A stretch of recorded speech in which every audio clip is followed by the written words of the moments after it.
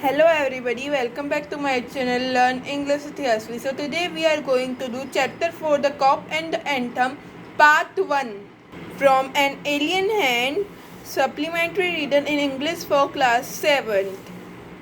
I think this chapter have more than 2 parts, so watch all the parts carefully so that you can just go through the chapter and also read the chapter one time so that it became more clearer to you, because reading provide you the words, the new words in your just mind and all. Okay, so before you read, have you ever found yourself in a situation in which what happened was the opposite of what you expected? कभी आपके साथ ऐसी situation आई है कि जो आप सोचते हो उसका मतलब ऑपोजिट हुआ हो? तो यस, आई थिंक मेरे साथ तो ये काफ़ी बार आई है, आपके साथ भी ऐसा कुछ हुआ होगा.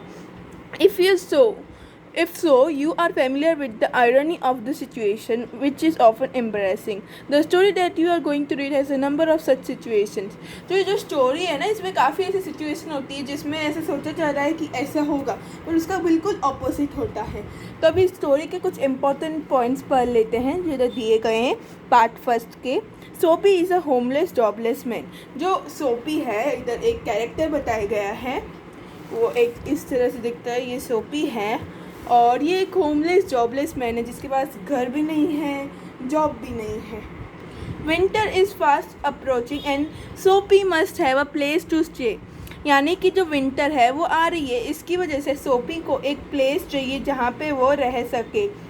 सोपी comes to a decision at last. तो उसको एक डिसीजन मिलता है कहाँ रहना चाहिए या क्या. तो before any delay let's start with the chapter. Okay, I hope the screen is visible. Okay.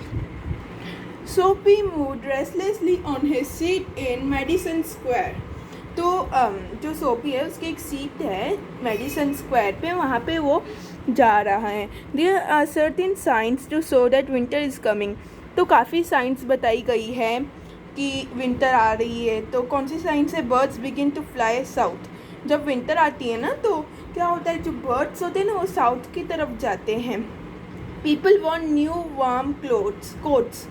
So people को क्या मतलब, लोगों को है ना कोट्स चाहिए रहते हैं, नए नए क्लोथ्स पहनने के लिए, और कोट्स चाहिए थे एकदम गरम गरम. आपको भी ऐसा लगता है ना कि हम लोग वार्म क्लोथ्स खरीदें, वार्म कोट्स खरीदें ताकि हम लोग वार्म रहें विंटर के टाइम में. एंड सोपी moves restlessly on his seat in the park. तो इसकी पार्क में एक सीट है सोपी की, तो वहाँ पे वो बिना थके बिना रुके जा रहा है रेस्टलेसली. ओके, इसके बाद बताया गया है When you see these signs, you know that winter is near. आपको पता चलता है जैसे बर्ड्स आउट में जा रहे हैं, ठंडी ठंडी हवाएं लग रही है, नए नए कपड़े लेने के लिए, नए नए कोट्स लेने के लिए जो लोग हैं वो बाहर जा रहे हैं. तो ये सब साइंस किसकी होती है? विंटर की होती है. आप मतलब आपके इधर भी दिखती होंगी ये साइंस, सबको भी पता चल जाएगा. Dead leaf fell at Soapy's feet. जो सोफीज की फीट है ना, उसके जो पैर हैं वहाँ पे एक लीफ गिरा. लीफ कौन सा? डेड लीफ, मतलब जो अभी जिंदा नहीं है. उसके बाद बताया गया है कि that was special sign for him that winter was coming. It was time for all who lived in Madison Square to prepare. यानी कि ये एक स्पेशल साइन थी सोफी के लिए कि उसको पता चल रहा था कि अभी बस विंटर आने वाली है. मेडिसन स्क्वायर में जो लोग थे ना वो प्रिपेयर करने लगे थे विंटर के लिए. Soapy's mind now realise that fact. Soapy's के माइंड ने एक फैक्ट रियलाइज़ किया. क्या फैक्ट रियलाइज़ किया? The time had come. Time आ चुका है. He had to find some way to take care of himself during the cold weather.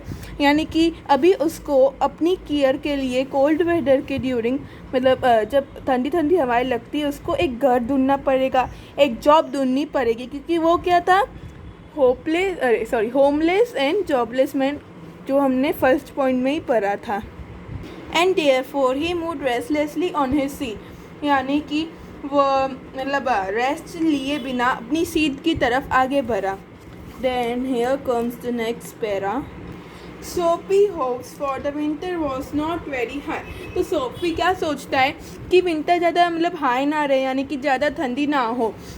He was not thinking of selling away on a ship, मतलब उसको ये ख्याल नहीं आया था कि वो सेल कर जाए शिप में. He was not thinking of southern skies और of the Bay of Naples. तो वो ये जब चीज़ों के बारे में नहीं सोच रहे थे. 3 months in the prison on the Blackwell island was what he wanted.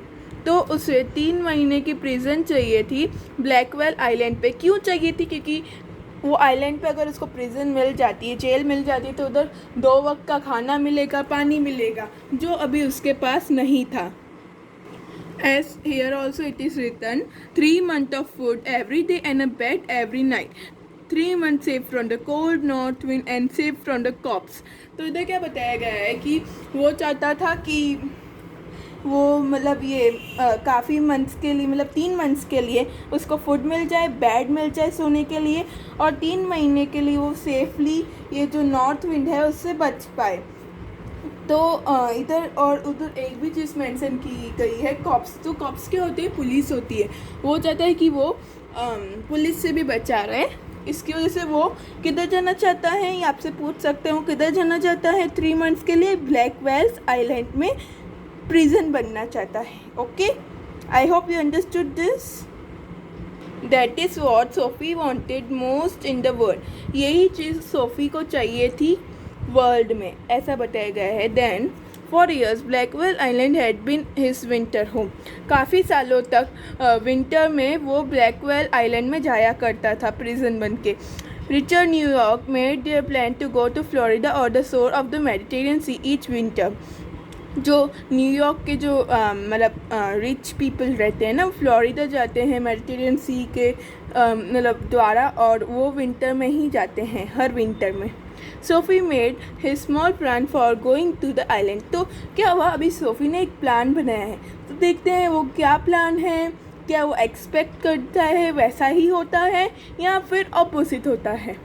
And now the time had come. 3 big newspapers, some under his coat and some over his leg, had not keep him warm during the night in the park. यानी कि वो क्या करता है कि जो newspapers है ना बड़े बड़े, वो अपने कोट लेग्स वगैरह में रख देता है ताकि वो वार्म रहे पार्क पे. पर अभी ये ज़्यादा टाइम के लिए काम नहीं आएगा, क्योंकि उसको एक जगह ढूंढनी पड़ेगी जहाँ पे वो रेस्ट वगैरह कर सके, रह सके और होमलेस ना रहे. SoFi was thinking of the island. तो जो सोफ़ी है वो सिर्फ आइलैंड के बारे में सोच रहा था. तो आप इधर पिक्चर भी देख सकते हैं. There were places in the city where he could go and ask for a food and a bed. मतलब सिटी में ऐसी प्लेसेस थी जहाँ पे वो खाना मांग सकता था, बेड मांग सकता था सोने के लिए. This would be given to him. उसको मिल जाता. He could move from one building to another. वो एक बिल्डिंग से दूसरी बिल्डिंग तक मूव कर सकता था. And he would be taken care of through the winter. मतलब उसकी विंटर में खातिरदारी हो सकती थी. But he like Blackwell island better. मतलब उसको ब्लैकवेल का जो आइलैंड है वो काफ़ी अच्छा लगता है, इसके लिए उधर जाना था उसको. Soapy spirit was proud. उसकी जो स्पिरिट थी वो प्राउड थी. If he went to any of this places this was certain thing he had to do. In one way और another he would have to pay for what they gave him. आप मानो या ना मानो, पर अगर आपको प्रिजन है तो उसमें तो आपको फ्री में मिल जाएगा ना खाना वगैरह. बट जो अगर आप इधर मांगने जाओगे किसी से भी, तो वो तो आगे चल के जब आप अमीर हो गए या आपके पास पैसे आएंगे तो आपसे लेंगे ही ना पैसे. तो इससे अच्छा था कि उसको प्रिजन मिल जाए. वो ऐसा सोचता है. They would not ask him for money. वो मनी के लिए तो नहीं मांगते, but they would make him wash his whole body. They would make him answer questions. तो वो क्या बोलते कि आप अपनी बॉडी वॉश करो, कितनी मैली है. फिर वो लोग बोलते कि फिर आप हमारे क्वेश्चंस का आंसर करो. They want to know everything about his life. और आधे लोगों को उनकी पूरी लाइफ के बारे में जानना है. और क्या था, सोफ़ी को ये सब बातें बताने में वगैरह में कुछ इंटरेस्ट ज़्यादा नहीं था. No prison was better than that. कोई भी प्रिजन उससे अच्छी नहीं थी जैसे सोफ़ी को उधर मिलती थी ब्लैकवेल आइलैंड में. The prison had rules that he would have to follow. जो प्रिजन है उसको रूल्स भी होते थे. जब वो जेल में जाएगा तो उसको रूल्स भी फॉलो करने पड़ेंगे, और वो उसके लिए तैयार था. But in prison a gentleman own life was still his own life. मतलब प्रिजन में उसकी ओन लाइफ ही रहेगी, चेंज नहीं होगी. Sophie, having decided to go to island at once, began to move towards his desire. तो फिर वो सोचते सोचते अपने आइलैंड के सपनों में खो गया और आइलैंड के लिए आगे बढ़ता रहा कि मैं कैसे जाऊँ, क्या करूँ, तो वो सब सोचने लगा. So we have just studied the cop and the anthem part 1. For part 2 and part 3 and more videos like this, please like, share and subscribe to my channel.